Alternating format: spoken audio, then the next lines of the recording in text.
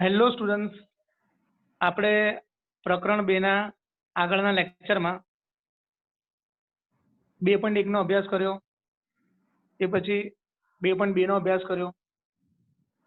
2.1 હતું તમારું A cross B, cross ગુણાકાર A cross B. Navneet sir, તમને યાદ છે 2.2 શું હતું?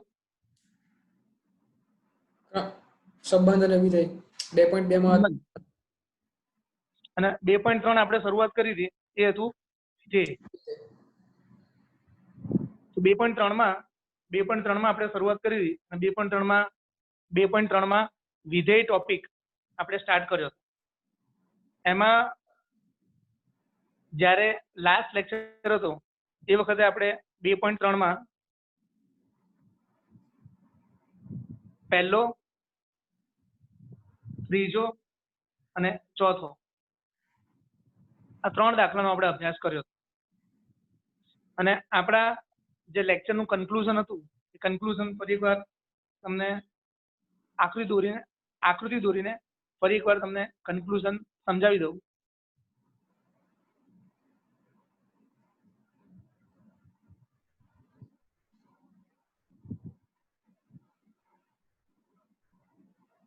પ્રદેશના જેટલા પણ સભ્યો હોય દરેકમાંથી એક એરો નીકળવો જોઈએ.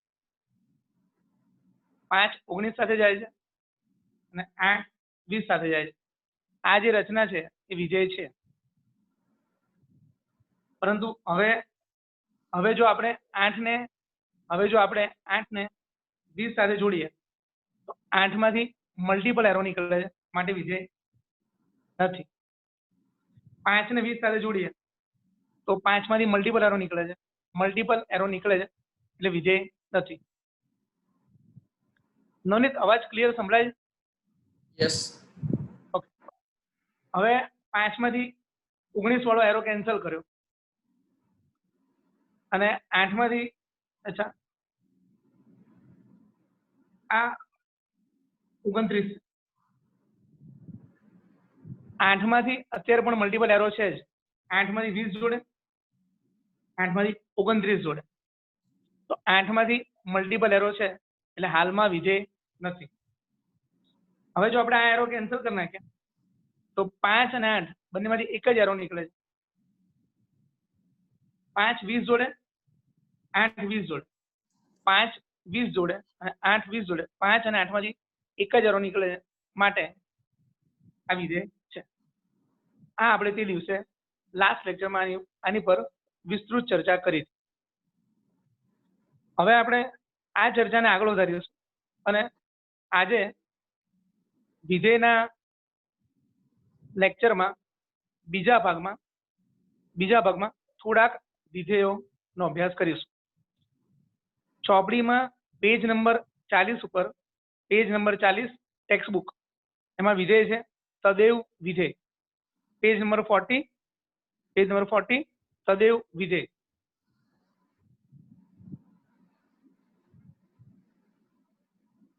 વિધેયનું નામ છે તદેવ વિધેય. તદેવ વિધેય છે એમાં એ વિધેય જે છે એનું આપણે સૌથી પહેલા સૂત્ર જોઈશું.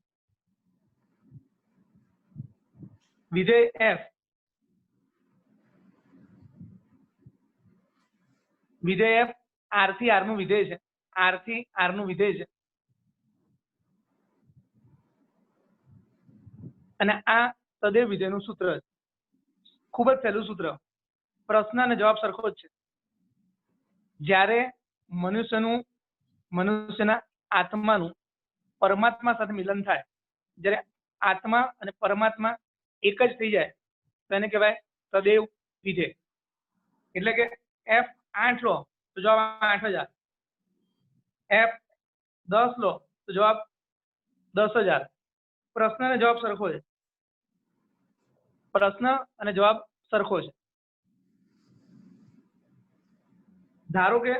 ધારો કે સૂત્ર આવું હોત, fx બરાબર x², તો f 8 નો જવાબ 64 આવે, તો 8 નો જવાબ 64 આવે. પણ અહીંયા તદેવ વિધેય છે એમાં પ્રશ્ન અને જવાબ સરખો જ છે, એટલે 8 નો જવાબ 8 જ આવે છે, 10 નો જવાબ 10 જ આવે છે. સૂત્ર ખૂબ સરળ છે, fx = x. ચલો નવનીત, આપણે f-1 લઈએ તો જવાબ શું આવશે? -1. એટલે તદેવ વિધેય માટે વિદ્યાર્થી યાદ શું રાખવાનું છે નવનીત? જે કિંમત x ની આવશે એ જ કિંમત જવાબ આવશે. બંને ક્રમયુક્ત જોડોમાં 1,1 2,2 3,3 બંને સરખા જ આવશે. બહુ સરસ. નવનીત એકદમ શોર્ટ એન્ડ સ્વીટ કીધું કે તદેવ વિધેય એ આવશે f r થી r, f r થી r. પ્રશ્ન અને જવાબ સરખા જ આવશે. જો તમે 0 લેશો જવાબ 0 આવશે. જો તમે ધન સંખ્યાઓ લેશો તો જે પ્રશ્ન છે એ જવાબ આવશે. જો તમે ઋણ સંખ્યા લેશો, સર f2 એટલે 3 લખ્યું? હા, f2 માં 2 આવશે. f-2 લઈશું તો -2 આવશે. f-3 લઈશું તો -3 આવશે. એટલે પ્રશ્ન અને જવાબ સરખો આવશે. 0 નો જવાબ 0 આવશે, 1 નો જવાબ 1 આવશે, 2 નો જવાબ 2 આવશે. અહીંયાથી ક્લિયર થઈ જાય છે. હવે આપણે એની જોડ બનાવીએ. હવે આપણે એની જોડ બનાવશું અને જોડના આધારે આપણે આલેખ બનાવશું. આ તદેવ વિધેય છે એ એની સમજૂતી તમારે માત્ર યાદ રાખવાની છે, સમજવાની છે, ગોખવાનું નથી. તદેવ વિધેયનું સૂત્ર તમને યાદ રહેવું જોઈએ, fx = x. એ તદેવ વિધેયનું સૂત્ર છે. 0 નો જવાબ 0 છે, 1 નો જવાબ 1 છે, 2 નો જવાબ 2 છે, 3 નો જવાબ 3 છે,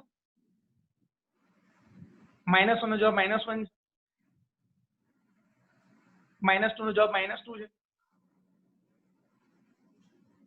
-3 નો જવાબ -3 છે.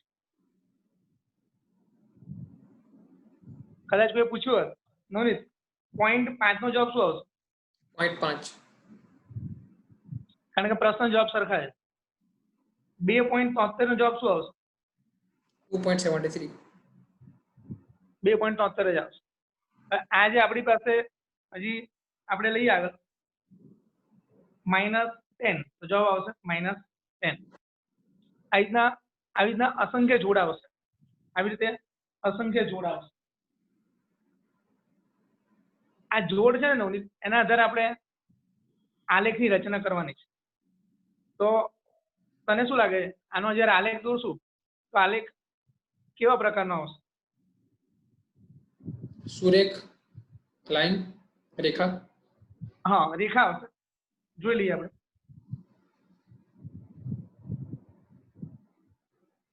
0 1 2 3 4 -1 -2 -3 1 2 3.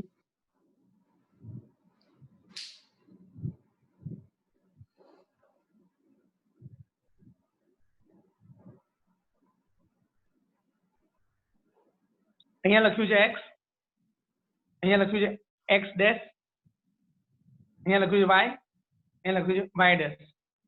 આ જે દિશા છે ધન x અક્ષ, 1 2 3 4 ધન છે, ધન x અક્ષ.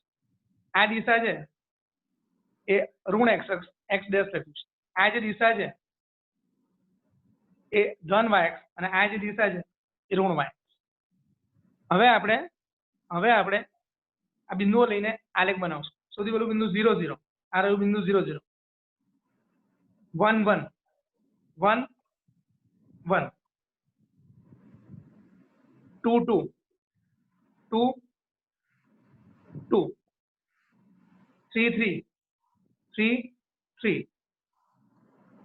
નોંધ સમજ પડે એવું બરાબર જઈ રહ્યું છે ને? યસ. પછી બિંદુ છે -1 -1, -1 -1, ત્રીજું ચરણ આવશે. ત્રીજું ચરણ -2 -2, -2 -2. પછી આવશે -3 -3, -3 -3. ફરી એક વાર જોઈએ -3 આ -3 નીચેની સાઈડ -3 આ બિંદુ આવશે -. તો આ જે બિંદુ મળે આપણને પહેલું, બીજું, ત્રીજું, ચોથું, પાંચમું, છઠ્ઠું, સાતમું, એ બિંદુને જોડવામાં આવે તો આ એનો આલેખ બનશે.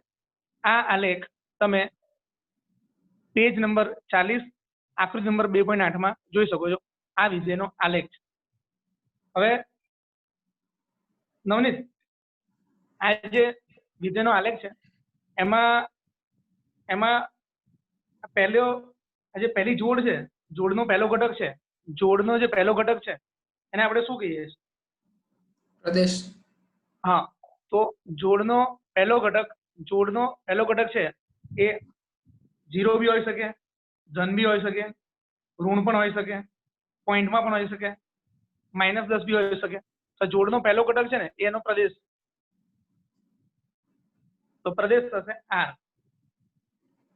હવે સૌથી સારી વાત એ છે કે પ્રદેશ અને વિસ્તાર સરખા જ થશે, કારણ કે x નો જવાબ x જ આવે છે.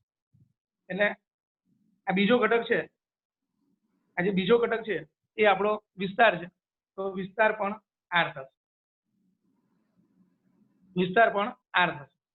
તો આ જે તમને સમજૂતી આપી એ તમારે માત્ર સમજવાની છે. નવનીત, આ જે વિધેય f છે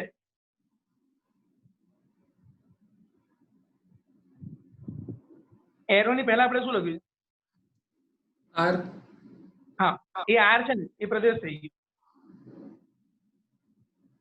એરોની પહેલા R છે એ પ્રદેશ થઈ ગયો. અને પછી આ જે જવાબ આવ્યો,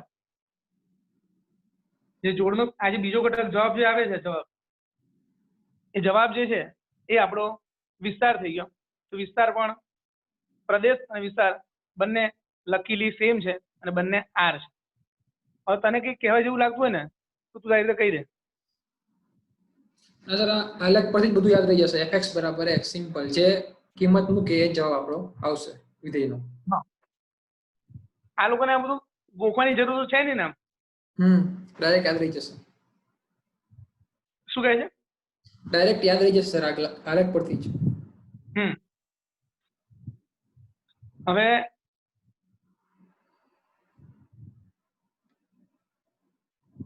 બીજું વિધેય છે, નામ છે અચળ વિધેય. અચળ વિધેય. હવે અચળ વિધેયનો અર્થ શું છે એ આપણે જરા સમજીએ. તો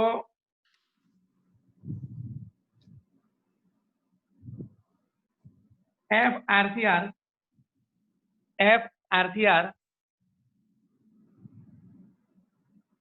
ધારો કે fx બરાબર 5. તો fx નો જવાબ ધારો કે 5 છે. જો આવું સૂત્ર હોત ને, fx બરાબર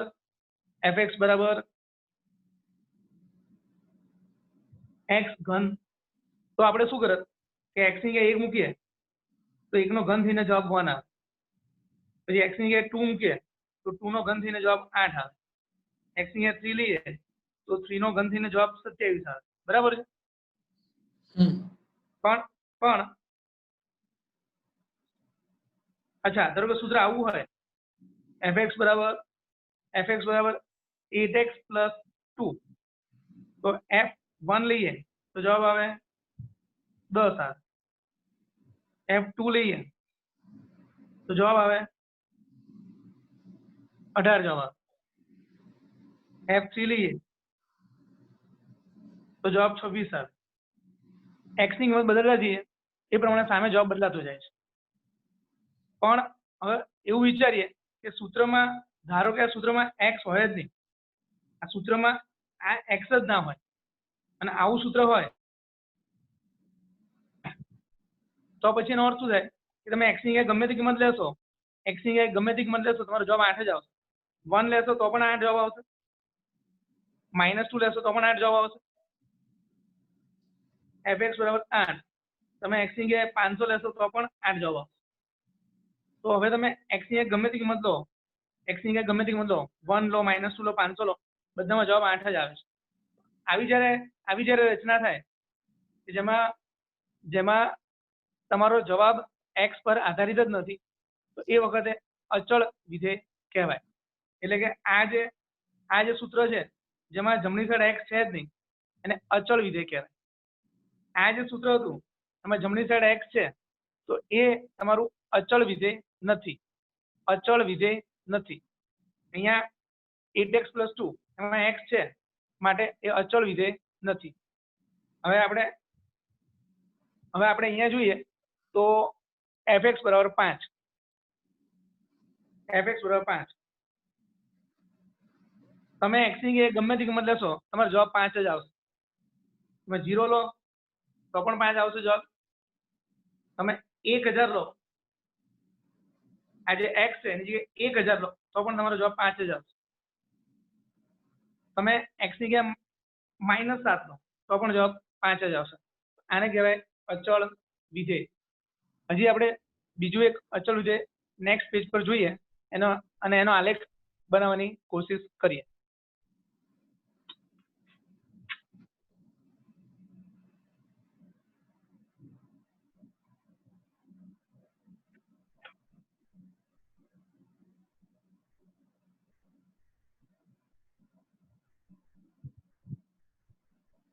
f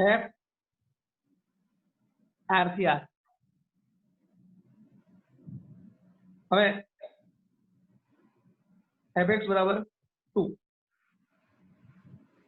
નવનીત, આ જે સૂત્ર લખ્યું fx = 2 એ અચળ વિધેય અચળ વિધેય છે કે નહીં? છે. આ ટોપિક જે આપણે ચર્ચા કરી રહ્યા છીએ એ પેજ નંબર 40 ઉપર છે. ટેક્સ્ટ બુકમાં પેજ નંબર 40 ઉપર. તમે વિદ્યાર્થીઓ જ્યારે પણ લેક્ચર ભરવા માટે બેસો તો કે તમારે ટેક્સ્ટ બુક અચૂક ખુલ્લી રાખવી. આપણે ટેક્સ્ટ બુકને ગીતા માનીને એને ફોલો કરી રહ્યા છીએ. તો ટેક્સ્ટ બુકમાં પેજ નંબર 40 અચળ વિધેય, આ જે પણ વિધેયો છે સદૈવ વિધેય, અચળ વિધેય, બહુપદી વિધેય, એ માત્ર આપણે સમજવાના છે, ગોખવાના નથી. હવે અચળ વિધેયમાં નવનીત, આ તને કેવી રીતે ખબર પડી કે આ અચળ વિધેય છે? તે સૂત્ર જોઈને કેવી રીતે નક્કી કર્યું? fx = 2 છે, એમાં જમણી બાજુ ક્યાંય x નથી, એટલે કે x ની કિંમત ગમે તે લઈએ જવાબ 2 જ આવશે, એટલે અચળ જ આવશે. બહુ સરસ. તો fx = 2 લઈએ તો જમણી સાઈડ સૂત્રમાં ક્યાંય x નથી, અહીંયા આગળ ક્યાંય x નથી, એટલે જવાબ હંમેશા 2 જ આવશે, એટલે અચળ વિધેય થશે.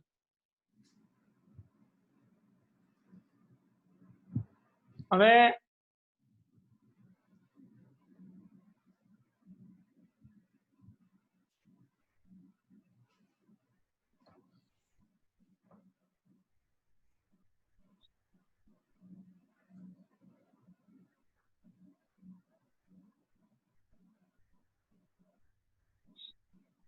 ઘણા વિદ્યાર્થીઓ હોય ને એને આલેખ દોરવામાં ગડબડ થતી હોય કે આલેખ કેવી રીતના દોરવો ને એ લોકોને ખ્યાલ ના આવે. તો આલેખ દોરવા માટે સૌથી સારામાં સારો રસ્તો એવો છે કે x ની ઘણી બધી કિંમતો લઈ લેવાની. તો આપણે જોઈ શકીએ છીએ મેં x ની 3 ઋણ કિંમતો લીધી, 1 0 લીધું અને 3 ધન કિંમતો લીધી, એટલે આશરે 7 કિંમતો લીધી. એ બધાના જવાબ મેળવવાના. તો બધાનો જવાબ 2 જ આવશે. આ બધાનો જવાબ 2 જ આવશે. આ બધાનો જવાબ જે 2 આવશે એના આધારે આપણે જોડ બનાવવાની. તો -3 નો જવાબ 2, -2 નો જવાબ 2, -1 નો જવાબ 2, બધાની જોડ બની આપણે. એ જોડ આપણે આમાં લખીએ. -3 નો જવાબ 2, -2 નો જવાબ 2, -1 નો જવાબ 2, 0 નો જવાબ 2, 1 નો જવાબ 2, 2 નો જવાબ 2 અને 3 નો જવાબ 2. તો એ આપણે અચ્છા નવનીત, આ કેમ આમ ડોટ કર્યું છે? કોઈ પણ સંખ્યા માટે ડોટ એટલે આગળ જતું રહે, એમ ગમે તે લઈએ 1 2 3 4 અપ ટુ ઇન્ફાઇનાઇટ સુધી. હા, આ આપણે અહીંયા 3 સુધી લીધું છે ને, પછી આગળ 4 5 6 7 8 બધું આવશે, એટલે આપણે ડોટ કર્યું છે. એના પાછળ જશો ને તો પણ -3 છે ને, તો -4 -1 -6 બધું આવશે, એના માટે ડોટ કર્યું છે, બરાબર. હવે આપણે આના આધારે આલેખ બનાવીએ.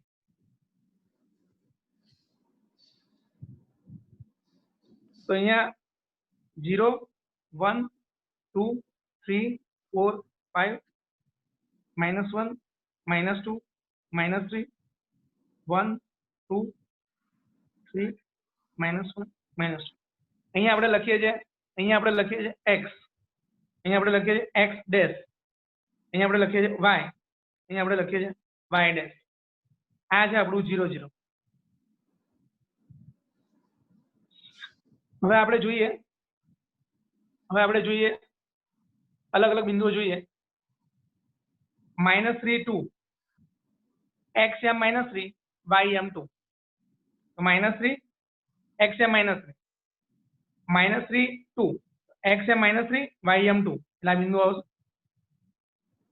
પછી -2 2 -2 2 એટલે આ બિંદુ આવશે. -1 2 -1 2 એટલે આ બિંદુ આવશે. 0 2 0 2 આ બિંદુ આવશે. 1 2 1 2 આ બિંદુ આવશે. 2 2 2 2 આ બિંદુ આવશે. 3 2 3 2 આ બિંદુ આવશે. તો આ બધા બિંદુને જોડી દો ને આપણો આલેખ આવશે. આ જે આલેખ છે એ અચળ વિધેયનો આલેખ છે. તમે એવું કહી શકો કે xm ભલે બદલાતો જાય, પણ બધાનો ym 2 જ છે. ym બધાનો 2 જ છે. તમે આ રેખા પરથી કોઈ પણ બિંદુ લેશો, એ બધાનો ym 2 જ છે.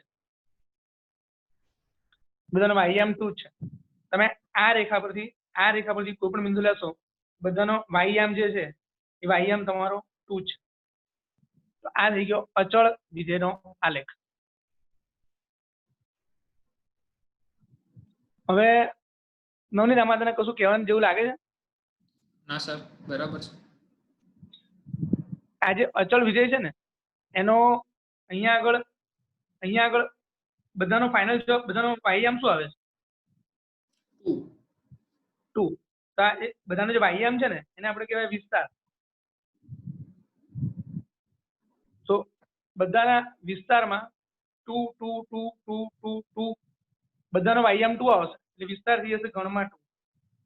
આ એનો વિસ્તાર થઈ ગયો ગણમાં 2. હવે આપણે આ 2 છે એની જગ્યાએ વ્યાપક રીતે કોઈ સંખ્યા લખીએ. 2 ની જગ્યાએ c લખશું.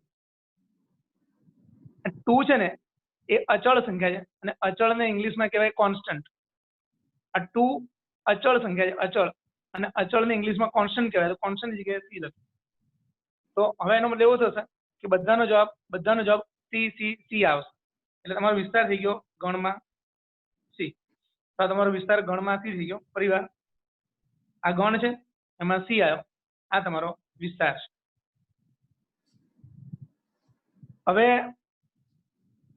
નવનીત, આ એરોની પહેલા શું છે? પ્રદેશ R. આ તમારો પ્રદેશ છે. એ પ્રદેશમાંથી મેં અલગ અલગ સંખ્યાઓ લીધી છે. થોડી ઋણ લીધી, થોડી ધન લીધી, 0 લીધો, થોડી સંખ્યાઓ લીધી છે. જો કોઈને ઈચ્છા એવી થાય કે મારે √3 લેવું છે, √3 એટલે 1.73, એ પણ r માં આવશે તો એનો જવાબ પણ 2 આવશે. તો √3 નો જવાબ પણ 2 આવશે. કોઈને એવી ઈચ્છા થાય કે f -5 અષ્ટમાંશ, તો આ સંખ્યા છે -5 અષ્ટમાંશ, આ સંખ્યા છે એ પણ r માં આવશે, તેનો જવાબ પણ 2 જ આવશે. તો એની જોડ થઈ જશે -5 અષ્ટમાંશ અને એનો જવાબ પણ 2 જ આવશે. -5 અષ્ટમાંશ અને જવાબ સામે 2 આવશે. હવે આપણે બે વિધેયો ભણ્યા, સદિશ વિધેય અને અચળ વિધેય. હવે આપણે જોઈશું બહુપદીય વિધેય. બહુપદીય વિધેય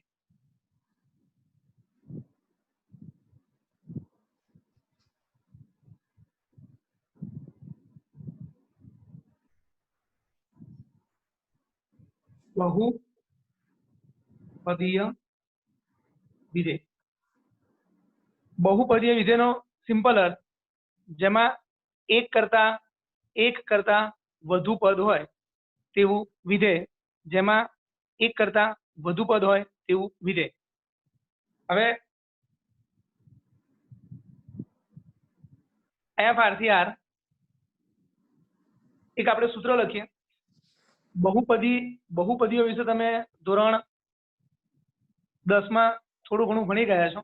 એના આધારે આપણે બહુપદીય વિધેયનું એક સૂત્ર લખીએ છીએ.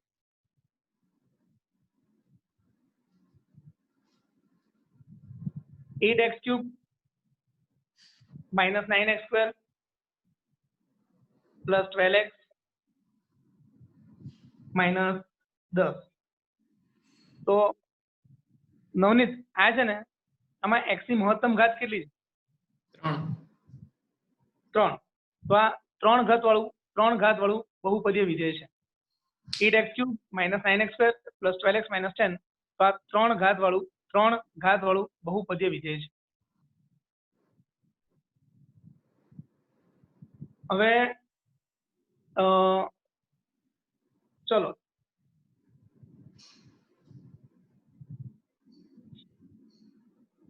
બધા વિદ્યાર્થીઓ મનમાં એક દ્વિઘાત વાળું બહુપદીય વિધેય વિચારજો. દ્વિઘાત વાળું.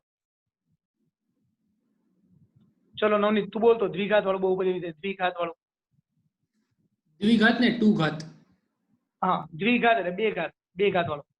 હા, 5x² - 3 5x² - 3x + 2. આ છે દ્વિઘાત વાળું બહુપદીય વિધેય. જો કદાચ નવનીતે આવું કીધું હોત ને, 5x² + 2, આ પણ દ્વિઘાત વાળું જ બહુપદીય વિધેય છે. દ્વિઘાત, કારણ કે x ની મહત્તમ ઘાત 2 છે. આ 5x² + 2 છે. 5x² + 2 એને જો કોઈ આવી રીતે લખે 5x² + 0x + 2 લખી શકાય. એટલે એ પણ દ્વિઘાત વાળું જ બહુપદીય વિધેય છે. અહીંયા વચ્ચે x નહોતો, મેં 0x લખ્યું. અને મોટામાં મોટી ઘાત જોવાની તમારે, તો મોટામાં મોટી ઘાત 2 છે. મોટામાં મોટી ઘાત 2 છે એટલે આ તમારું દ્વિઘાત વાળું બહુપદીય વિધેય થઈ ગયું. હવે નવનીત 5 ઘાત વાળું એક બહુપદીય વિધેય બોલતો. એમાં તારે વચ્ચે એકાદ બે પદ નહીં બોલવાના. 5 ઘાત વાળું વિધેય બોલવાનું, પણ વચ્ચે એકાદ બે પદ નહીં બોલવાના. 2x = 5 - 7x = 4 + 4x³ - 8x + 3. તો નવનીત તમે આમાં જો નવનીતે જવાબ આપ્યો એમાં તમે જુઓ, એને એક x² વાળું પદ ના બોલ્યો તો આપણે અહીંયા 0x² ઉમેરી શકીએ. 0x² ઉમેરી શકીએ. તો આ 5 ઘાત વાળું બહુપદીય વિધેય થયું. 5 ઘાત વાળું બહુપદીય વિધેય. હવે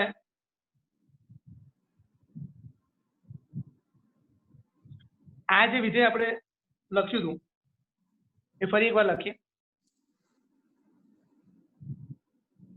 -10 + 12x -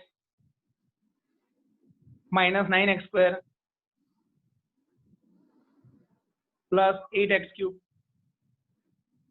તો આ જે પહેલી સંખ્યા છે -10, એને આ લોકો કહે છે a0. a અને બાજુમાં સફિક્સમાં 0 લખ્યું છે, પ્રત્યયમાં 0 લખ્યું છે. a પછી બાજુમાં નાનકડો 0 લખ્યો છે, a0. તો એને કહેવાય a અને પ્રત્યયમાં 0 લખ્યું છે, a0 વંચાય એને. પછી આ જે સંખ્યા છે એને એ લોકો લખ્યું છે a1. નવનીત આ સંખ્યા છે ને, આ સંખ્યા એને શું લખ્યું હશે? a2. અને આ સંખ્યા છે એને શું લખ્યું હશે? a3. તો આપણું જે વિધેય છે એ વ્યાપક રીતે આવું થઈ ગયું. વ્યાપક રીતે a0 plus a1x plus a2x square plus a3x cube, a0 plus a1x plus a2x square plus a3x cube. હવે આને આપણે આગળ વધારીએ અને જો અહીંયા 4 ઘાત વાળું પદ હોત તો આપણે લખત a4x ની 4 ઘાત અને એ આગળ જાય અને n ઘાત વાળું પદ હોય તો એ લખાય an x ની n ઘાત, an x ની n ઘાત, a0 a1 a2 a3 a4 an.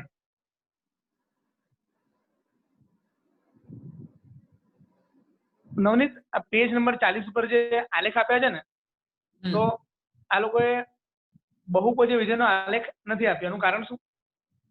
બહુપદીય વિધેયનો આલેખ બહુ કોમ્પ્લેક્સ થિંગ છે, એટલે બહુ અઘરી વસ્તુ છે.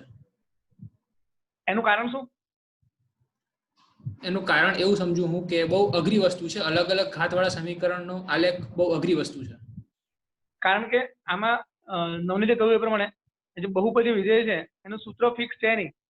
એકવાર આવું સૂત્ર હોય, બીજી વાર આવું સૂત્ર હોય, ત્રીજી વાર આવું સૂત્ર હોય, તો બહુપદીય વિધેય ચોથી વાર આવું સૂત્ર હોય, તો જેટલા પણ સૂત્રો છે એ બધા કોઈ સૂત્ર ફિક્સ નથી. જેમ જેમ સૂત્રો બદલાતા જશે એમ એમ x ની કિંમત મૂકવાથી આવતો જવાબ બદલાતો જશે, એટલે આપણને કોઈ નિશ્ચિત આલેખ મળશે નહીં. એટલા માટે એ લોકોએ બહુપદીય વિધેયનો આલેખ આપ્યો નથી. હવે જો કોઈ તમને એક ચોક્કસ સૂત્ર આપેલું હોય, જો તમને કોઈ એક ચોક્કસ સૂત્ર આપેલું હોય તો આપણે 100% એનો આલેખ બનાવી શકીએ. જેમ કે ચોપડીમાં ઉદાહરણ 13 જુઓ. ચોપડીમાં ઉદાહરણ 13.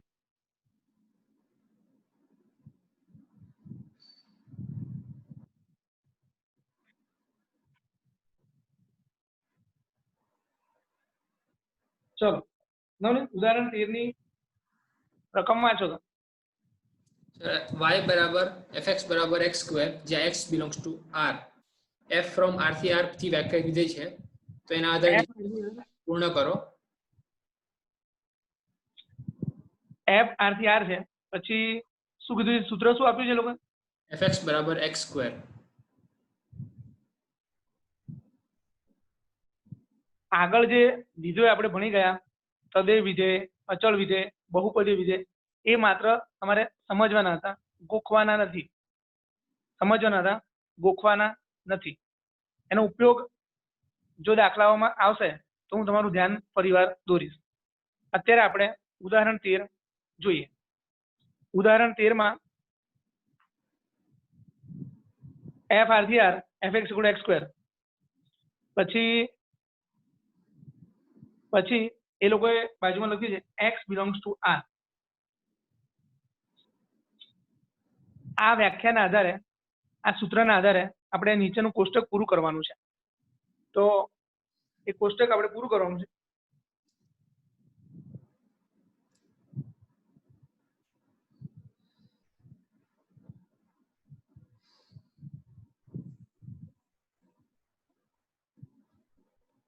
x ની કિંમત -4 થી શરૂ કરીને 4 સુધી આપી છે.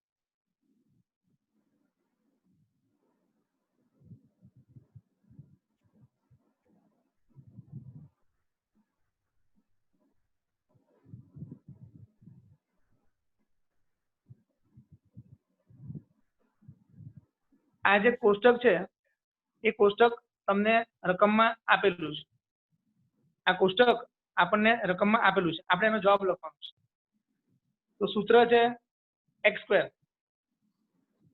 તો આ જે સૂત્ર છે fx = x સ્ક્વેર.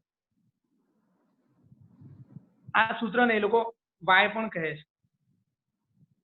એટલે કે x સ્ક્વેર નો જે જવાબ આવશે એ x નો જવાબ છે, એ જવાબને લોકો y પણ કહે છે. તો -4 એનો સ્ક્વેર કરવાનો, તો અહીંયા થશે 16. -3 નો સ્ક્વેર, -2 નો સ્ક્વેર, -1 નો સ્ક્વેર. જો કદાચ કોઈ વિદ્યાર્થીને ખબર ના પડતી હોય તો અહીંયા હું સાઈડમાં દેખાડું. fx નું સૂત્ર છે x સ્ક્વેર.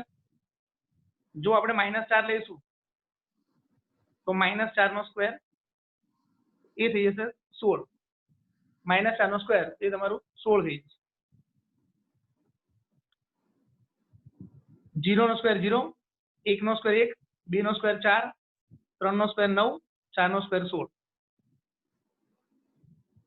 તો આ આપણે બધાનો સ્ક્વેર કરીને જવાબ લખી નાખીએ.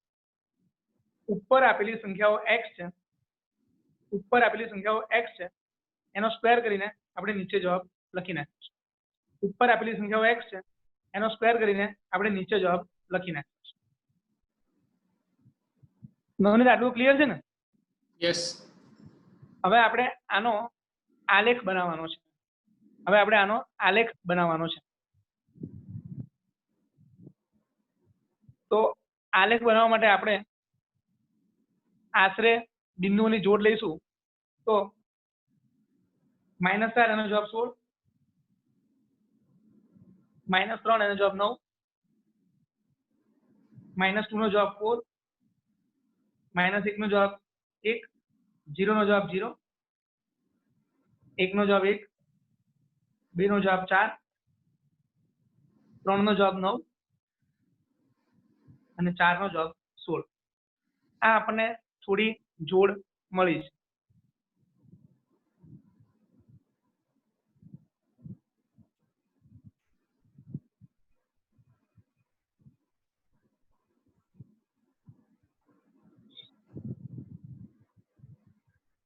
હવે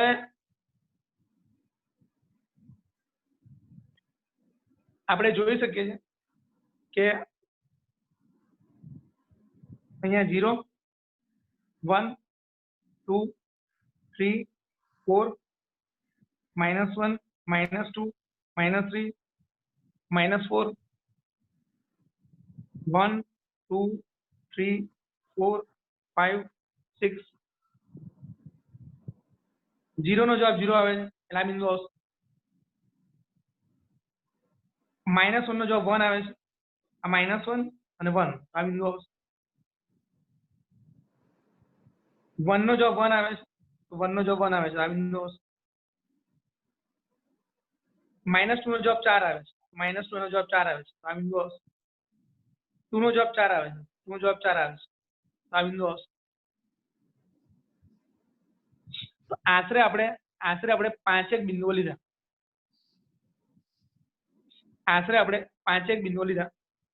ફરી એકવાર આશરે બિંદુઓ લઈએ. 0, 0 આ રહ્યું, 1, 1, 1, 1 આ રહ્યું, 2, 4, 2, 4 આ રહ્યું, -2, 4, -2, 4 તો આ રહ્યું. હવે કોઈ કે સર આ 3, 9, 3, 9 તો 3 અને 9 ક્યાંક આશરે અહીંયા આવશે. પછી -3, 9, -3, 9 આશરે ક્યાંક અહીંયા આવશે. તો આ બધા બિંદુને જોડીશું આપણે. આ આલેખ આપણો આવો બનશે. તો આ જે ટીક કર્યું છે એ તમારો ફાઇનલ આલેખ છે. આજે આપણે ટીક કર્યું છે એ તમારો ફાઇનલ આલેખ છે.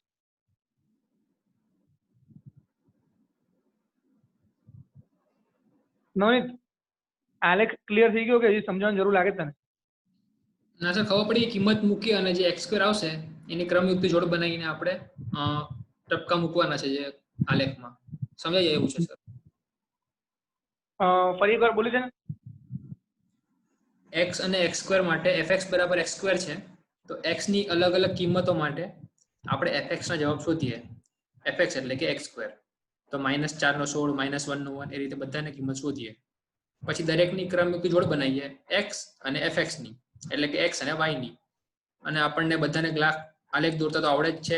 x અને y ની ક્રમયુક્ત જોડ આલેખમાં મૂકવાની છે. એટલે -1, 1, 0, 0, 1, 1, 2, 4, 3, 9 એવી રીતે. અને દરેકને જોડીએ તો આ રીતે એક યુ આકારનો એક ગ્રાફ આપણને મળે છે. ઓકે. હવે આ જે પ્રશ્નમાં એ લોકોએ પૂછ્યું છે કે એક તો કોષ્ટક પૂરું કરો. આપણે કોષ્ટક પૂરું કર્યું. આ આપણું કોષ્ટક હતું. પછી એ લોકોએ પ્રશ્ન પૂછ્યું છે કે આલેખ દોરો, તો આપણો આલેખ હતો, આપણો આલેખ છે. એટલે કોષ્ટક અને આલેખ આપણે દર્શાવ્યા, કોષ્ટક અને આલેખ આપણે દર્શાવ્યા. હવે આ લોકો પૂછ્યું છે આ વિધેયનો પ્રદેશ, આ વિધેયનો પ્રદેશ અને વિસ્તાર શું થશે? પ્રદેશ અને વિસ્તાર શું થશે? તો નવનીત, આ એરોની પહેલા શું છે? આર, પ્રદેશ. તો એ આર થઈ જશે પ્રદેશ. કોઈ પણ વિધેય હોય, વિધેય f from R to R, વિધેય એફ આર થી આર, એરોની પહેલા જે હોય એ તમારો પ્રદેશ છે. એટલે આ તમારો પ્રદેશ, આ તમારો પ્રદેશ છે. તો આપણને પૂછ્યું હતું પ્રદેશ, એ પ્રદેશ થઈ ગયો આ. હવે ખૂબ ધ્યાનથી જો તમે ધ્યાનથી જોશો તો તમને ખબર પડશે કે જેટલા પણ જવાબ આવે છે, બધા જવાબ તમારા ધન છે. જેટલા પણ જવાબ આવે છે આ બધા જ જવાબ ધન છે. જે જોડનો બીજો ઘટક છે એ ધન જ છે, એ તમારો વિસ્તાર છે. જોડનો બીજો ઘટક એ ધન છે, એ તમારો વિસ્તાર છે. તો વિસ્તાર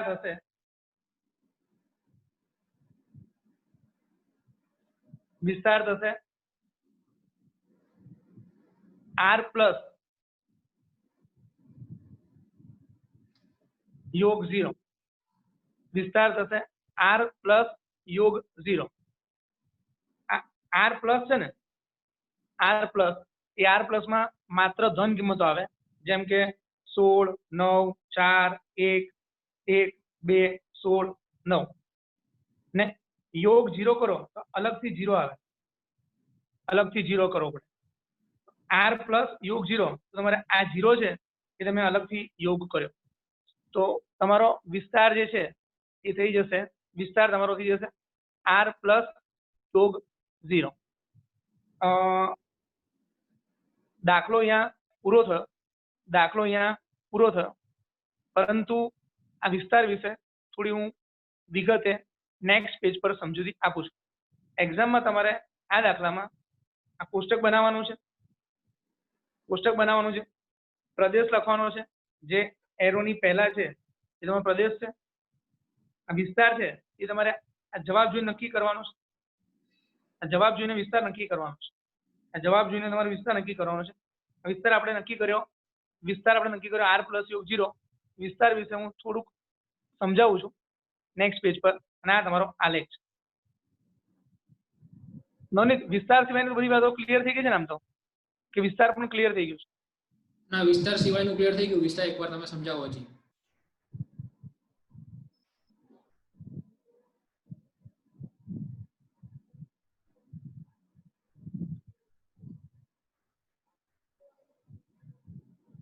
સૂત્ર હતું fx બરાબર x².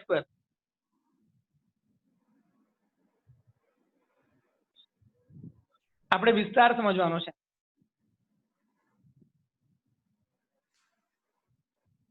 આજે હું સમજૂતી આપું છું, તમારે એક્ઝામમાં લખવાની નથી. તમારો દાખલો ઓલરેડી આગળના પેજ પર પૂરો થઈ ગયો છે. ફરી એકવાર વિસ્તાર સમજાવવા માટે હું અલગથી સમજૂતી આપું છું. આ તમારો દાખલો અહીંયા પૂરો થઈ ગયો છે. આર પ્લસ યોગ 0 લખ્યું, તમારો વિસ્તાર છે. તમારો દાખલો પૂરો થઈ ગયો છે, પરંતુ હજી મારે વિસ્તારમાં થોડું સમજાવવું છે. હું નેક્સ્ટ પેજ પર સમજાવું.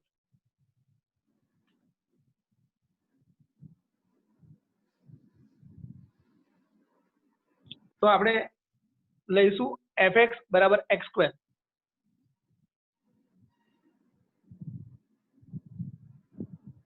x ની જગ્યાએ મનમાં જે આવ્યું 6/9, 9 તમારો વિસ્તાર છે. x ની જગ્યાએ લીધું √3, √3 નો સ્ક્વેર, તો 3 જવાબ આવે. આ જવાબ આવ્યો 3. તો 3 તમારો વિસ્તાર છે.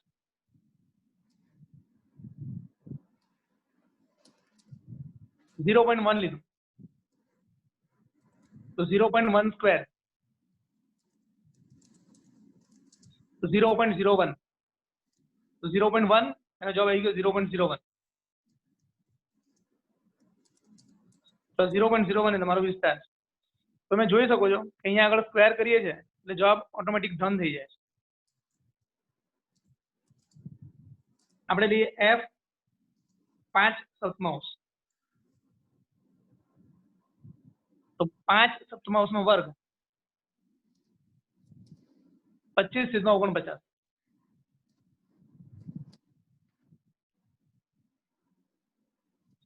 તો આજે 25/49 છે. 25/49 જે જવાબ આવ્યો એ જવાબ તમારો વિસ્તાર છે.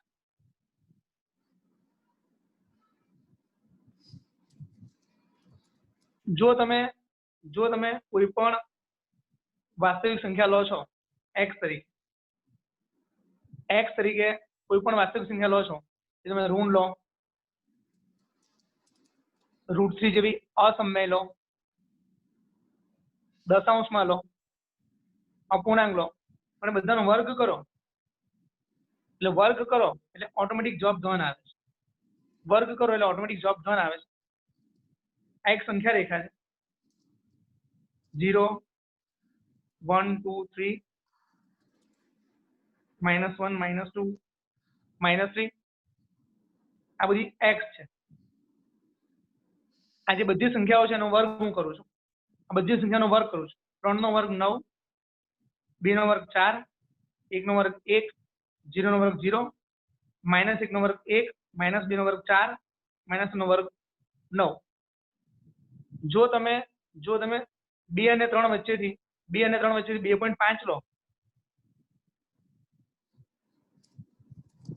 2 અને 3 વચ્ચેથી 2.5 લો 2.5 એનો વર્ગ થઈ જશે 6.25. તમે -2 અને -3 વચ્ચેથી -2.5 લો તો એનો વર્ગ કરશો તો એ વર્ગ થઈ જશે 6.25. તો કહેવાનું તાત્પર્ય એવું છે કે જ્યારે પણ વર્ગ કરો છો એ જવાબ ધન જ આવે છે. એટલે આપણે એવું લખી શકીએ કે જો x r માની કોઈ સંખ્યા હોય એટલે કે આ સંખ્યા રેખા પરથી કોઈ સંખ્યા x હોય તેનો વર્ગ કરવામાં આવે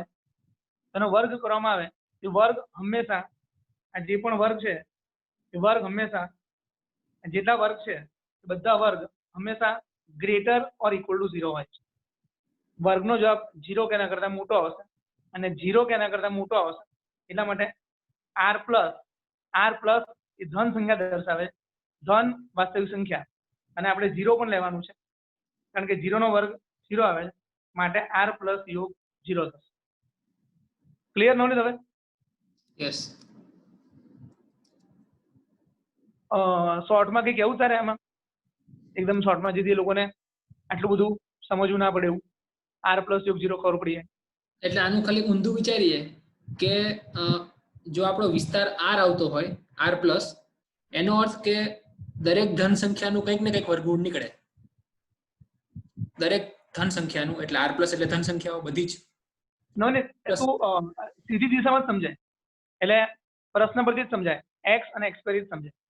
અચ્છા, x સ્ક્વેર એટલે એવી રીતે કહું કે x સ્ક્વેર એટલે દરેક સંખ્યાનો વર્ગ થવાનો છે. વર્ગ એટલે એ ધન જ આવવાનો, એટલે કોઈ પણ સંખ્યા લઈએ, પ્લસ લઈએ, માઇનસ, વર્ગમૂળ, અપૂર્ણાંક, એ બધાનો વર્ગ કરીએ એ ધન જ આવવાનો છે. એટલે ધનમાં પણ દરેક સંખ્યા આવશે એટલે દરેક સંખ્યાનો વર્ગ ધન આવશે એટલે r પ્લસ, અને એક વધ્યું 0 તો 0 નો વર્ગ 0 એટલે 0 અને r પ્લસ. સિમ્પલ છે.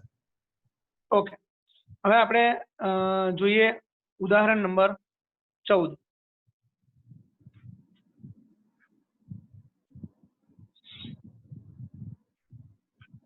ચલો નવનીત, ઉદાહરણ 14 છે ને? હા, fx બરાબર x ક્યુબ.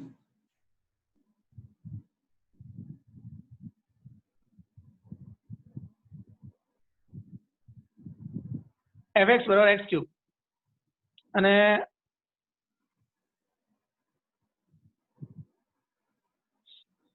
આ જે વિધેય છે એનો ખાલી આલેખ દોરવાનો છે. આપણે અહીં માત્ર આલેખ દોરવાનો છે. આલેખ દોરવા માટે આપણે આશરે 6-7 બિંદુઓ લઈ લઈએ. 6-7 બિંદુઓ આશરે લઈએ.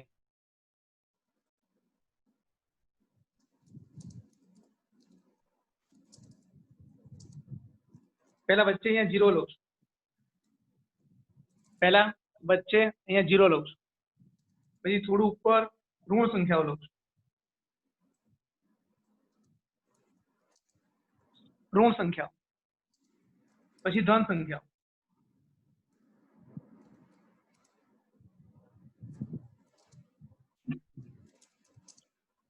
તો પહેલા આપણે અહીંયા આગળ 0 લીધું, પછી 3 ધન સંખ્યાઓ લીધી અને ઉપર 3 ઋણ સંખ્યાઓ લીધી.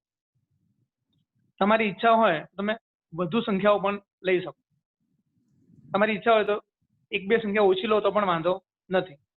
આશરે 6-7 સંખ્યા લેવામાં આવે તો તમને આલેખ એક્ઝેક્ટ ખબર પડશે. હવે અહીંયા આગળ fx ઓર x નો ઘન છે એટલે સંખ્યાનો ઘન કરીને જવાબ લખવાનો છે. અહીંયા આગળ x નો ઘન છે, fx ઓર x નો ઘન, તો x નો ઘન છે એટલે x નો ઘન કરીને જવાબ લખવાનો છે. તો -3 નો ઘન, -2 નો ઘન, પછી -1 નો ઘન, 0 નો ઘન, 0, 1 નો ઘન.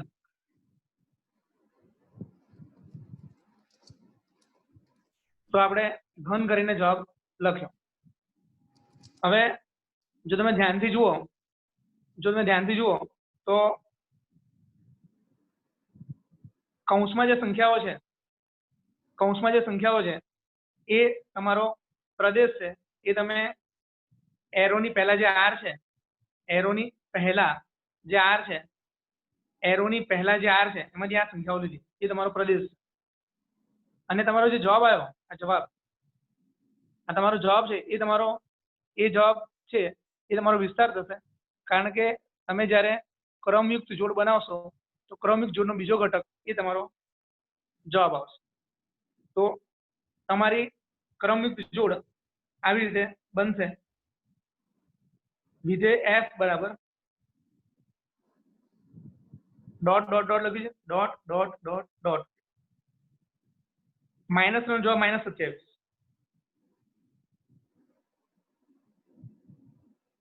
-2 નો જવાબ -8, -1 નો જવાબ -1, 0 નો જવાબ 0, 1 નો જવાબ 1, 2 નો જવાબ 8, 3 નો જવાબ 27.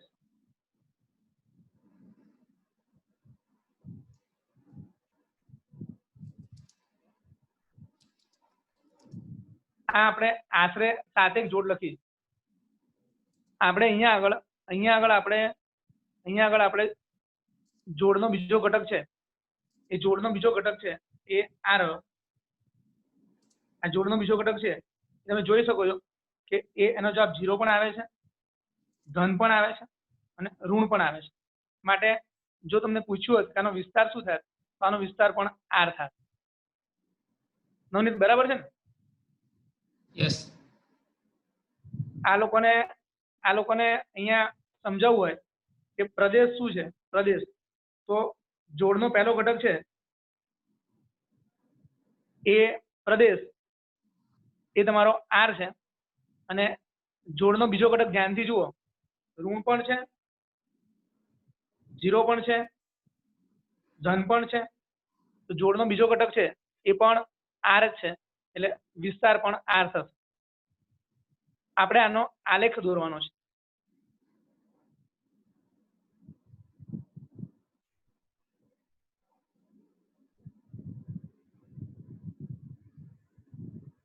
હવે આપણે આલેખ દોરવાનું છે.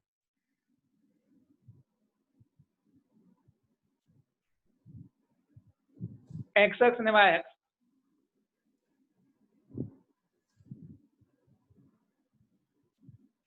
આ વિધેયનો આલેખ આપણે નેક્સ્ટ પેજ પર, આ પેજ પર ધ્યાનથી જોઈએ.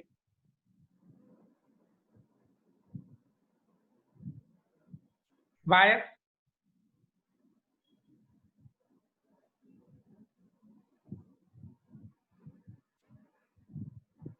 એક્સ અક્ષ. હવે આપણે જોઈએ તો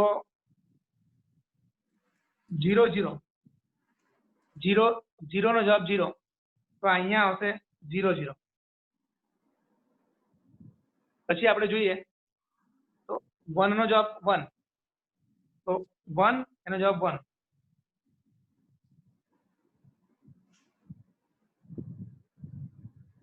અહીંયા આગળ 0, અહીંયા આગળ 1 2 3 4 5 6 7 8 -1 -2 -3 -4 -5 -6 -7 -8 1 2 3 4 5 6 7 8 -1 -2 -3 -4, હજી નીચે જશે -5 -6 -7 -8. તમારે આશરે 4-5 બિંદુઓ લઈને આલેખ દોરવાનો. તો સૌથી પહેલા આપણે લઈએ 0 0 0 0 આવ્યો. પછી આપણે લઈએ 1 1 1 1 આવ્યું. 1 1 આવ્યું. 1 1 નીચે આવશે થોડું, અહીંયા આગળ આવશે 1 1, અહીંયા આગળ આવશે 1 1. પછી તમે જુઓ 2 8 2 8, તો 2 અને 8 અહીંયા આવશે. 2 8 2 8, તો 2 અને 8 અહીંયા આવશે. 2 8. પછી તમે જોશો તો આવું એક બિંદુ છે 0 0 આવ્યું. 1 1 1 1 આવ્યું. 2 8 2 8 આવ્યું. -1 -1, તો -1 -1 આવ્યું. -2 -8 -2 -8, તો -2 અને -8 એ આવશે ત્રીજા ચરણ. તો આ જે તમને બિંદુઓ દેખાઈ રહ્યા છે, અત્યારે તમને સ્ક્રીન પર 5 બિંદુઓ દેખાય છે. એમાંથી એક બિંદુ છે 0 0, એક બિંદુ છે 1 1, એક બિંદુ છે 2 8 2 8, એક બિંદુ છે -1 -1 -1 -1, અને એક બિંદુ છે -2 -8 -2 -8.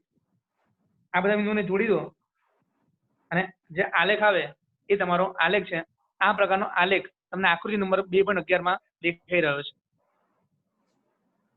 નવનીત, ક્લિયર છે? યસ. કઈ કહેવું છે? ના સર, ડન. આ જે આલેખ છે એ આગળ જાય છે એટલે અહીંયા એરો કરવો જરૂરી છે, અને આ આલેખ અહીંયા ઉપર જાય માટે એમાં એરો કરવો જરૂરી છે. આકૃતિ નંબર 2.11 માં આલેખ દર્શાવેલો છે, એ આલેખ મેં તમને સમજાવ્યો.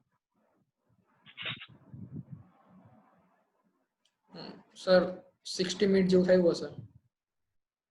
ઓકે.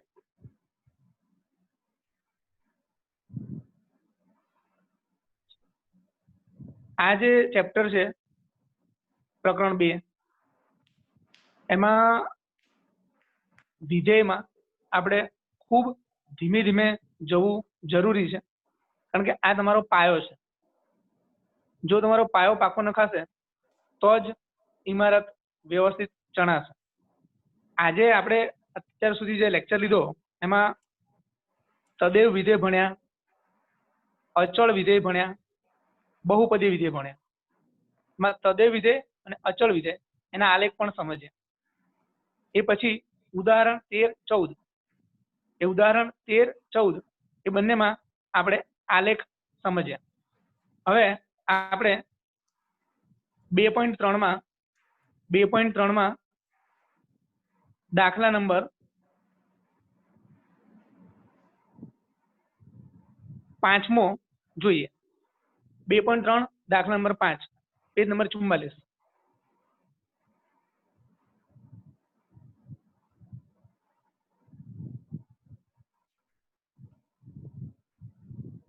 Question number 5.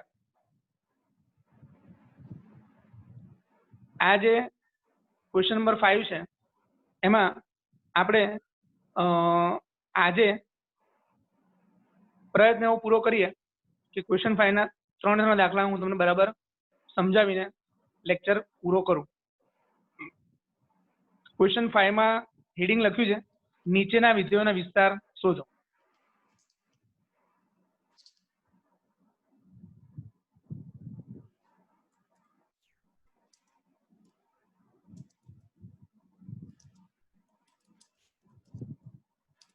નીચેના વિધેયોના વિસ્તાર શોધો. ક્વેશ્ચન 5 નો આપણે પહેલા જોઈશું. સૌથી પહેલા ત્રીજો દાખલો. fx બરાબર x, જ્યાં x વાસ્તવિક સંખ્યા છે. fx બરાબર x, જ્યાં x વાસ્તવિક સંખ્યા છે.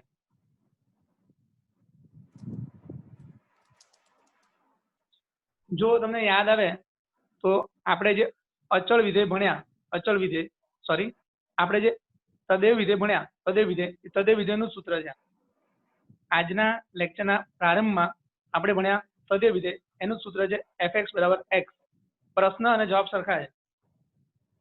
પ્રશ્ન અને જવાબ સરખા છે. તો fx બરાબર x, પ્રશ્ન અને જવાબ સરખા છે.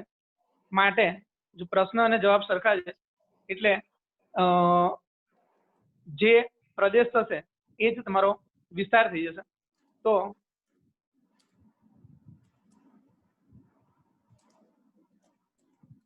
પ્રશ્ન અને જવાબ એ સરખા છે.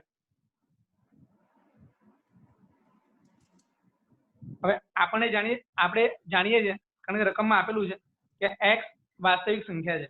એટલે આ x જે છે એ વાસ્તવિક સંખ્યા છે. એના કારણે આ જે જવાબ છે એ પણ વાસ્તવિક જ થવાનો. માટે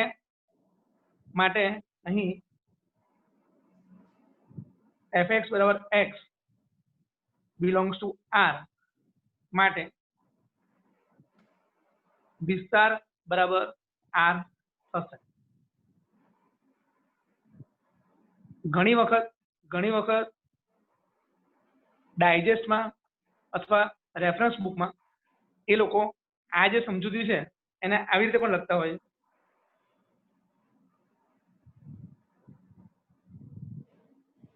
રીત 2.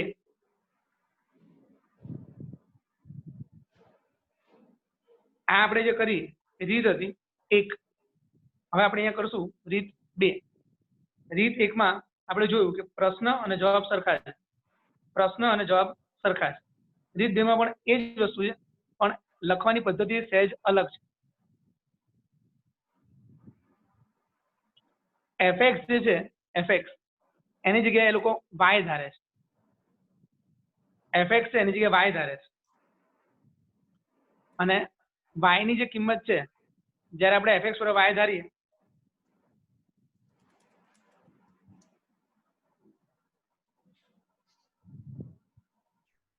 fx બરાબર y ધારે છે તો આ જે y છે એ તમારો વિસ્તાર બની જાય છે. હવે રકમમાં આપેલું છે કે fx બરાબર x. હવે રકમમાં fx બરાબર શું આપેલું છે? x² + 2. અચ્છા, આ પહેલાની જ વાત કરો છો? ક્વેશ્ચન 5 નો ત્રીજો. હા, fx બરાબર x. પછી આપણે fx ની જગ્યાએ શું ધાર્યું? y. હા, તો y બરાબર x થઈ ગયું. તો હવે x belongs to R હોય તો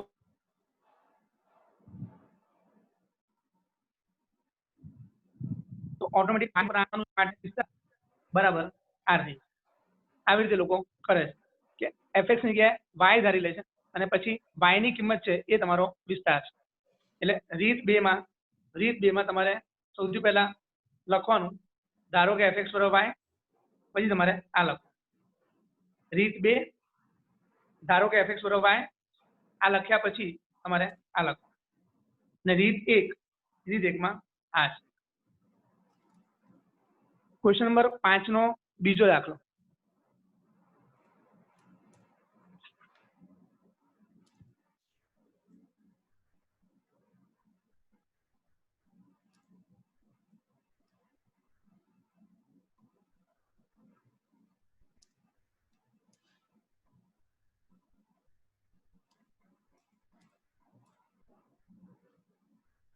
મોટે ભાગે બધી જ રેફરન્સ બુકમાં અને બધી જ રેફરન્સ બુકમાં એ લોકો એફએક્સ બરાબર વાય ઘણીવાર લેતા હોય છે. એફએક્સ બરાબર વાય એ લોકો ઘણીવાર લેતા હોય છે. એટલે એફએક્સ બરાબર વાય વાળી રીત એ તમને અનુકૂળ આવે તમે એ રીત પણ કરી શકો છો. હવે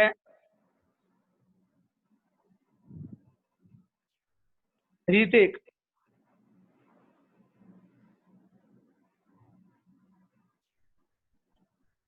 એક્સ વાસ્તવિક સંખ્યા છે. તો એક્સ વાસ્તવિક સંખ્યા છે. હવે થોડી વાર પહેલા જ આપણે જોઈ ગયા હતા કે જો એક્સ વાસ્તવિક સંખ્યા હોય તેનો વર્ગ કરીએ, તેના વર્ગનો જવાબ છે એ 0 કે એના કરતા મોટો આવે. તેનો વર્ગ છે એ 0 કે એના કરતા મોટો આવશે. તો એક્સ નો વર્ગ કર્યો તો એક્સ નો વર્ગ એ 0 કે એના કરતા મોટો આવશે. એક્સ નો વર્ગ કર્યો, એક્સ નો વર્ગ જે છે એ 0 કે એના કરતા મોટો આવશે. દાખલો ગણતી વખતે આપણે રકમમાં જે સૂત્ર છે એને ધ્યાનમાં લેવું. તો રકમમાં સૂત્ર આ છે x² + 2. તો આપણે x² કરીએ તો x² છે એ 0 કે એના કરતા મોટું છે. હવે x² માં 2 ઉમેરવાનું છે. તો આમાં અને આમાં બંને સાઈડ આપણે 2 ઉમેરીશું. x² છે એમાં 2 ઉમેરવાનું છે. બંને સાઈડ 2 ઉમેરીએ. બંને સાઈડ 2 ઉમેર્યું. અહીંયા પણ 2 ઉમેર્યું અને આ 0 છે એમાં પણ 2 ઉમેર્યું. x² + 2 છે એનો જવાબ 2 કે એના કરતા મોટો થઈ. હવે x² + 2 છે, x² + 2 એ જ આપણું fx નું સૂત્ર છે. તો fx એ થઈ ગયું 2 કે એના કરતા મોટું. અને fx ને આપણે y તરીકે પણ લખીએ છીએ. y એ થઈ ગયું 2 કે એના કરતા મોટું. તો y ની કિંમત 2 કે એના કરતા મોટી છે. જ્યારે આપણે fx y લખીએ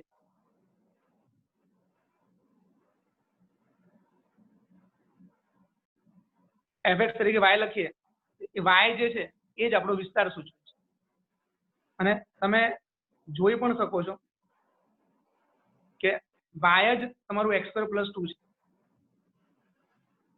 y એ જ x² + 2 છે. y, x² + 2 અને fx એ ત્રણ સરખા જ છે. y, x² + 2 અને fx એ ત્રણ સરખા છે અને એ જ આપણો વિસ્તાર છે. y, x² + 2 અને fx એ ત્રણ સરખા જ છે. fx જ y છે અને fx જ x² + 2 છે. તો એ આપણો વિસ્તાર છે. y ની કિંમત છે 2 કે એના કરતા મોટી આવશે. y ની કિંમત 2 કે એના કરતા મોટી આવશે. એટલે y belongs to 2 થી ઇન્ફાઇનાઇટ. હવે આ જે જવાબ લખ્યો એ જવાબમાં અહીંયા લખ્યું છે ઇન્ફાઇનાઇટ, અનંત. ઘણા વિદ્યાર્થીઓને આ જે અનંત લખ્યું છે અનંત, એમાં થોડું એ લોકોને આશ્ચર્ય થાય કે અનંત ક્યાંથી આવ્યું. તો તમે જોઈ શકો છો કે y નો જવાબ એ 2 કે એના કરતા મોટો છે. 2 કે એના કરતા મોટો છે. એટલે ધારો કે અહીંયા 0 છે, અહીંયા 1 છે, અહીંયા 2 છે, અહીંયા 3 છે, અહીંયા 4, અહીંયા 5, અહીંયા 6, અહીંયા 7, અહીંયા 8.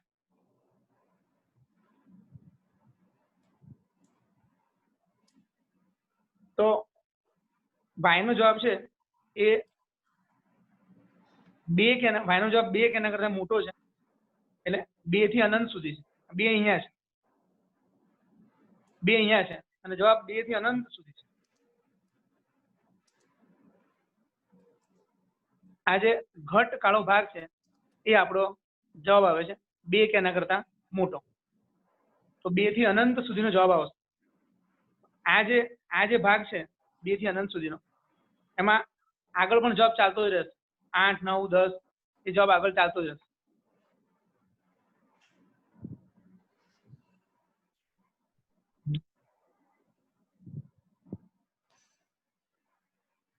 નવનીત ક્લિયર દેખાય છે? યસ. ઓકે.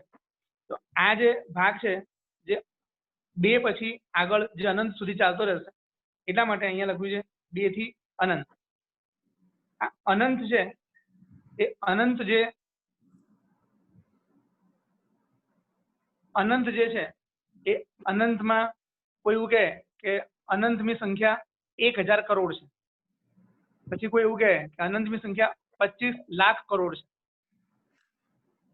નવનીતને પૂછે, નવનીત એવું કહે કે અનંતની સંખ્યા 28 લાખ કરોડ છે. તે અનંત છે, એનો કોઈ અંત નથી.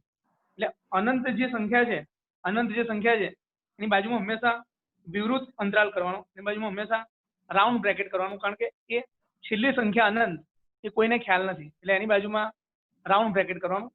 તો આપણો જવાબ જે છે ફાઇનલ જવાબ, આ રહ્યો ફાઇનલ જવાબ, જે 2 થી ચાલુ થાય છે અને અનંત સુધી જાય છે. 2 થી ચાલુ થાય અને અનંત સુધી જાય છે. નવનીત ક્લિયર છે લોકો કે હજી Yes. સમજાવું? મને ખબર પડી જાય છે હવે. તું એકવાર બોલી જા તો ફટાફટ. x એ વાસ્તવિક સંખ્યા કોઈ પણ લઈ શકાય. હવે x² કરીએ તો જવાબ આપણને ખબર છે કે કાં તો ધન મળશે કાં તો 0 મળશે, એટલે ગ્રેટર ઇક્વલ ટુ 0. હવે આપણે જે ક્વેશ્ચનમાં છે એ x² + 2 છે, એટલે આપણે બંને બાજુ +2 કરીએ તો ડાબી બાજુ વધશે x² + 2 અને જમણી બાજુ વધશે 2. હવે આપણને ખબર છે કે x² + 2 છે એ જ fx છે અને એ જ y છે. તો fx ગ્રેટર ઇક્વલ ટુ અને y ગ્રેટર ઇક્વલ ટુ, એટલે કે જવાબ 2 કાં તો 2 થી મોટો, એટલે 2 થી ઇન્ફાઇનાઇટ. Very good. તો નવનીત એકદમ શોર્ટ એન્ડ સ્વીટ પરફેક્ટ સમજાયું. અને આ જવાબને કોઈએ ટેલી કરવો હોય તો આ જવાબ ખાલી ટેલી કરવા માટે એક એક્સ્ટ્રા વસ્તુ કહું તમને. fx = x² + 2. fx = x² + 2. જો તમે x ની જગ્યાએ -3 લો તો જવાબ આવશે -3² + 2, જવાબ આવશે 11. તો -3 નો જવાબ 11 આવશે. જે 11 જવાબ આવશે 11 એ આની વચ્ચે આવશે. પછી તમે એમ લો f લો 8, 8² + 2 તો જવાબ આવશે 66. તો જે 66 જવાબ આવશે 66 એ 2 અને અનંતની વચ્ચે આવશે. એટલે તમારો જે પણ જવાબ આવશે 11 આવશે કે 66 આવશે, એ જવાબ હંમેશા 2 અને અનંતની વચ્ચે આવશે. તમે 0 લેશો તો તમારો જવાબ આવશે 2. તો આ જે 2 છે એ અહીંયા 2 થી અનંત સુધીમાં આવશે. આ 2 જે આપણો ન્યૂનતમ જવાબ છે એ 2 થી ચાલુ થાય છે, અને સ્વાભાવિક છે કે સૌથી નાનો જવાબ 2 આવશે અને બાકીના જેટલા પણ જવાબ આવશે એ 2 કે એના કરતા મોટા આવશે. તો આપણો વિસ્તાર જે છે 2 થી અનંત. હવે ક્વેશ્ચન 5 જે છે એનો પહેલો દાખલો આપણે હજી બાકી રાખ્યો છે.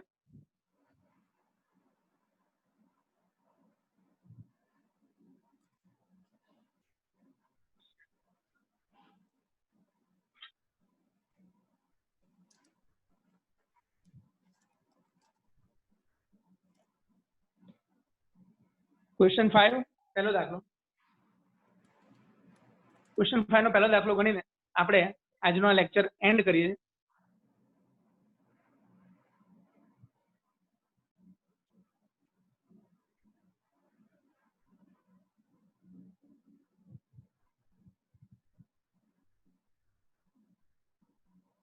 સૌથી પહેલા દાખલો ગણતા પહેલા આપણે 2-3 નાના નાના ઉદાહરણ લઈ લઈએ. fx બરાબર 2 minus 3x. fx બરાબર 2 minus 3x.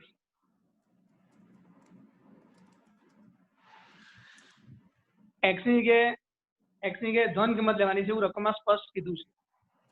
x ની જગ્યાએ રકમમાં સ્પષ્ટ કહ્યું છે કે ધન કિંમત લેવાની છે. x ની જગ્યાએ આપણે 5 લઈએ. અહીંયા x ની જગ્યાએ 5 લઈએ તો જવાબ આવશે 2 ઓછા 15 તો જવાબ આવશે -13. x 0 કરતા મોટું લેવાનું છે. પછી હું મનપસંદ ધન કિંમતો લઈ રહ્યો છું. અચાનક મેં 5 લીધું, અચાનક 5 લીધું, જેનો જવાબ -13 આવ્યો. પછી મારી ઈચ્છા થઈ, ચલ નવનીત તારે x ની કોઈ ધન કિંમત બોલતો હતું. x ની કોઈ ધન કિંમત નહીં. શું કહે છે? 7. તો અહીંયા x ની 7 મૂકીશું આપણે તો જવાબ આવશે 2 ઓછા 21 તો જવાબ આવશે -19. હવે આપણે x ની જગ્યાએ બીજી કોઈ પણ ધન કિંમત લેવાનો પ્રયાસ કરીએ.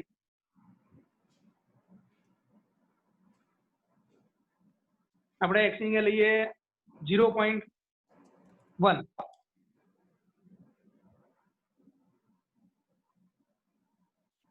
x ની જગ્યાએ 0.1 લઈએ તો 2 minus 0.3 તો જવાબ આવશે 1.7. પછી આપણે x ની જગ્યાએ 0.5 લઈએ તો 2 ઓછા 1.5 તો જવાબ આવશે 0.5. પછી આપણે x ની જગ્યાએ 1 લઈએ જવાબ આવશે -1.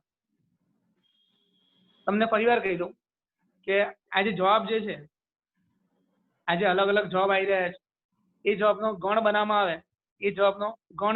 આવે એ જ તમારો વિસ્તાર છે. કારણ કે તમે જ્યારે જોડ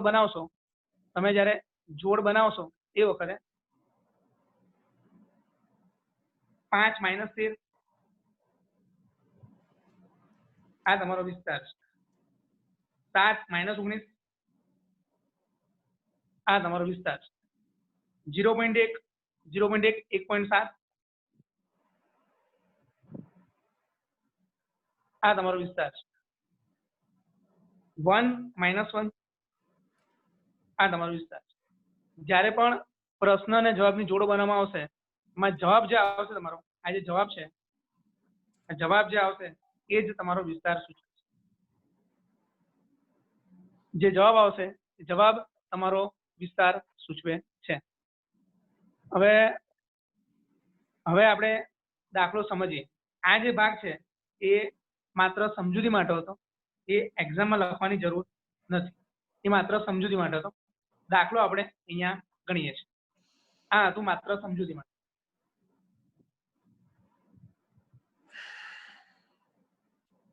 હવે આપણે fx બરાબર 2 minus 3x. તો fx, ચલો નવીન આપણે દરેક દાખલામાં fx ને ધારી દઈશું y. તો fx ને y ધારીએ છીએ. હવે રકમમાં x ધન આપેલું છે, પક્ષમાં આપેલું છે x ધન, ઉપર દેખાય છે x ધન છે. હવે ખૂબ ધ્યાનથી અહીંયા આગળ તો નવીન x સાથે શું ગુણાયેલું છે? -3. તો -3 વડે બંને બાજુ ગુણીશું. અને અત્યંત આશ્ચર્ય વચ્ચે આ જે ચિહ્ન છે એ આપણે બદલી નાખીએ. ઘણા લોકો અહીંયા આવીને ગૂંચવાઈ જાય કે સર આ શું કર્યું તમે? જ્યારે -3 વડે ગુણ્યું તો ચિહ્ન બદલ્યું કેમ? જ્યારે -3 વડે ગુણ્યું તો ચિહ્ન બદલ્યું કેમ? તો ખૂબ સરળ છે. ધારો કે એક સંખ્યા છે 8 greater than 0. બંને બાજુ -3 વડે ગુણીએ તો આ ચિહ્ન છે એ ચિહ્ન બદલાઈ જશે. આ -24 એ 0 કરતા નાનું થઈ જશે. -24 એ 0 કરતા નાનું થઈ જશે. એટલે આપણે એવું ધ્યાન રાખ્યું કે x ને -3 વડે ગુણ્યા પછી ચિહ્નો બદલાઈ જાય છે. તો આ ચિહ્નો બદલાઈ જશે. આ પણ સાઈડમાં જે લખ્યું છે એ પણ એક્ઝામમાં લખવાનું નથી. એક્ઝામમાં તમારે આટલું જ લખવાનું છે. આ જે વચ્ચેની કોલમ છે એ તમારે એક્ઝામમાં લખવાની છે. તો -3x <0. હવે ઉપર જુઓ -3x અને એની આગળ 2 ઉમેરેલું છે. તો -3x ની આગળ 2 ઉમેરેલું છે. તો બંને બાજુ 2 ઉમેરીએ. તો 2 - 3x <2. તો આ 2 - 3x છે. 2 - 3x છે એ જ આપણું fx છે અને એ જ આપણું y છે. fx <2 અથવા તો y <2. તો તમારો વિસ્તાર છે એની કિંમત હંમેશા 2 કે એના કરતા નાની આવશે. અને તમે જો ધ્યાનથી જુઓ તો તમને અહીંયા દેખાશે કે આ જેટલી પણ કિંમતો છે જે તમારો વિસ્તાર છે એ વિસ્તાર એ 2 કે એના કરતા વિસ્તાર છે એ 2 કરતા નાનો છે. આ જેટલી પણ કિંમતો તમે જોઈ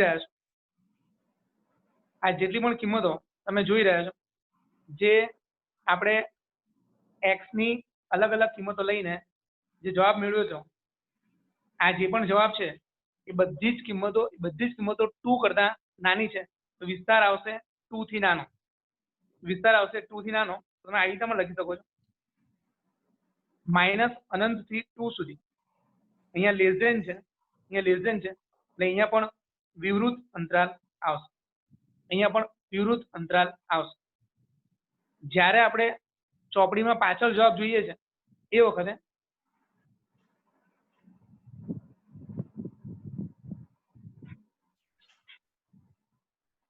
તમે લોકો વિદ્યાર્થીઓ જરા ફાઇનલ જવાબ જ્યારે જુઓ છો એ વખતે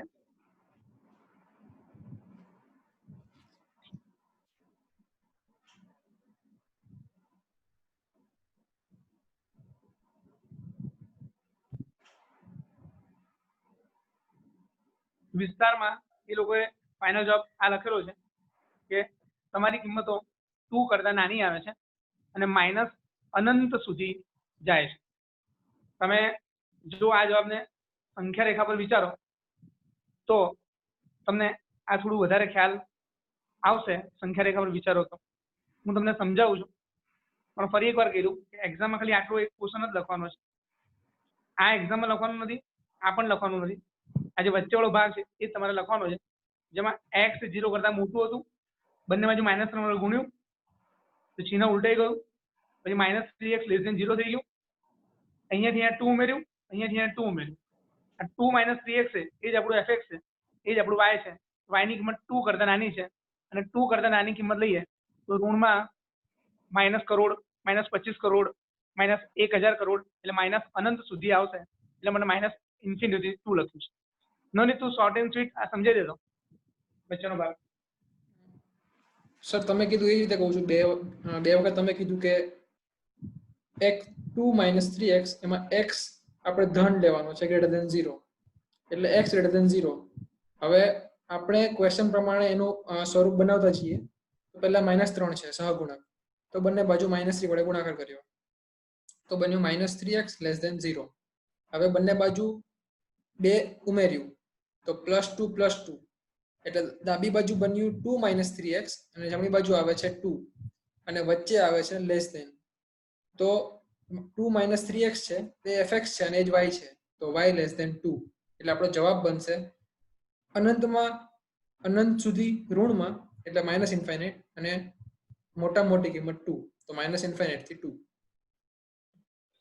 અહીંયા આગળ <2 છે એટલે જે ફાઇનલ જવાબ આવશે ને એમાં 2 ઇન્ક્લુડેડ નથી. તમે જોઈ પણ શકો છો કે આ જે પણ જવાબ આવ્યા ને એ જવાબમાં ક્યાંય 2 નથી આવતો. એટલે બધા જવાબ 2 કરતા નાના આવે છે. નવનીત, હું જે તને પૂછું ને એ તું ફટાફટ કહેજે. આ પ્રશ્ન છે ને, આ જે સંખ્યાઓ છે ને, આ સંખ્યાઓ જે કૌંસમાં છે, જે પહેલો ઘટક છે, એ પહેલા ઘટકને શું કહેવાય? જે પહેલો ઘટક છે પ્રદેશ. આ જે સંખ્યાઓ છે એ તમારી પ્રદેશ. પછી આ જે જવાબ આવે છે ને એ જવાબને શું કહેવાય? વિસ્તાર. હા, એ જવાબને કહેવાય વિસ્તાર. તમે જવાબને ધ્યાનથી જુઓ તો જે પણ જવાબ છે એ 2 કરતા નાનો છે, એટલા માટે વિસ્તારની કિંમત છે 2 કરતા નાની થશે. અને સંખ્યા રેખા લઈએ તો આ તમારી સંખ્યા રેખા થશે.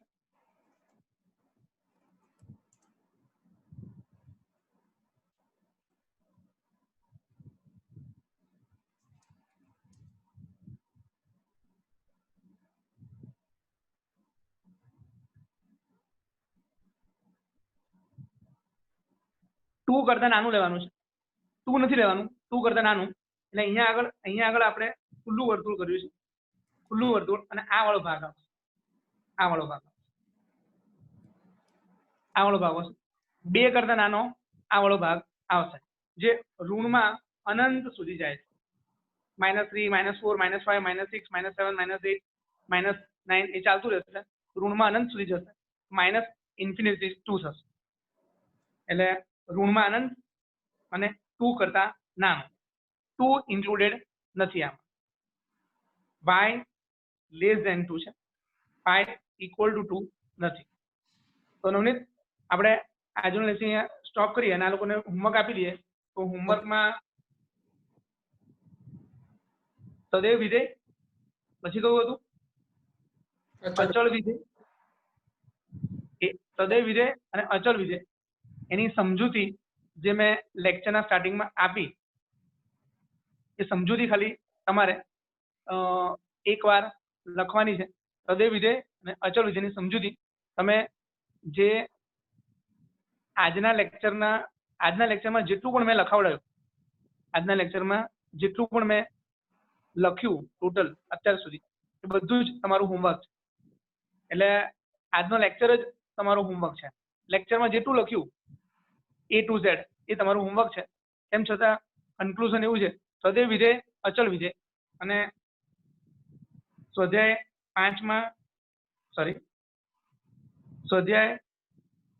2.3 ક્વેશ્ચન નંબર 5, 1, 2, 3 અને ઉદાહરણ 13, 14 કુલ તમારે 5 દાખલા ગણવાના છે અને સદૈવ વિધેય અને અચળ વિધેય માત્ર સમજવાના છે. 5 દાખલા ગણવાના છે અને 2 વિધેય જે કર્યા ટીક, સદૈવ અને અચળ, એ તમારે સમજવાના છે. તારે ભાઈ નવનીત કશું કેવું છે કે પૂરું કરીએ? ના sir, stop. Okay, stop recording.